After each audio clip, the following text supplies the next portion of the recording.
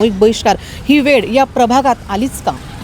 कारण की गेल्या बरेच वर्षापासून काही जेव्हापासून आमचा प्रभाग क्रमांक हा महानगरपालिकेत काही समाविष्ट झाला तेव्हापासून तर आतापर्यंत सर्वात मोठी गंभीरची समस्या म्हणजे की इथला बेरोजगार मोठ्या प्रमाणात आहे आणि बहिष्कार यासाठी गेलेला आहे कारण की गेल्या अनेक वर्षापासून लोकांचा विकासाच्या नावाखाली पलीकडे आपण जर पाहिला तर कुठल्याही प्रकारे झालेलं नाही. कारण की त्या भागामध्ये कुठल्याही प्रकारच्या पाण्याची, नाल्याची आणि रस्त्याची कुठल्याही प्रकारची व्यवस्था नसल्यामुळे आज आमचा जो मतदानाचा मूलभूत जो अधिकार आहे हा कुठेतरी हनन होत आहे असं वाटत आहे. कारण की जर ज्या मतदानाचा यासाठी देत असतो आम्ही की आमच्या जो नगरातला नगरसेवक असतो तो विकास करायला पाहिजे.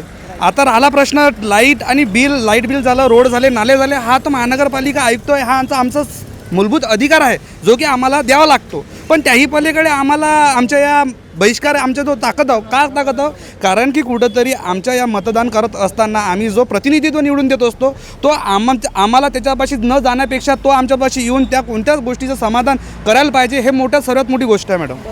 आणि राहिला प्रश्न आमच्या या प्रभाग क्रमांक 14मधून जर थोड्या जास्त लांब न पाहता जवळच काही महानगरपालिका आहे, ज्या महानगरपालिकेमध्ये काही UP बिहारमधून काही मोठ्या प्रमाणामध्ये वर्कर आणले जातात, त्यांच्या ठिकाणी 12-12, 16-16 तास काही काम केलं जाते. परंतु इथला तरुण जो की शिक्षित असून त्याला कुठल्या प्रकारचा रोजगार नाही आहे, हा सर्वात मोठी गोष्ट आहे. याही पलीकडे जर विचार केला तर विकास कशाला म्हणतात, ज्यापासून लोकांना कुठल्याही प्रकारचा त्रास होत नाही त्याला विकास मानला जाते. परंतु आज माझा नाही, आज प्रत्येकाचाच हा विषय आहे. कारण की माणसाच्या जसा माणूस वाढत जातो तसा माणसाच्या काही मूलभूत गरजा वाढत जात असतात. परंतु ते मूलभूत गरजा जर त्याला योग्य वेळी जर वेळेवर जर त्याला भेटली नाही तर आमचा मतदार हा जो केलेला आम्ही कुठेतरी असं वाटतं की आम्ही चुकीचं मतदान केलेलं आहे असं वाटतं मॅडम.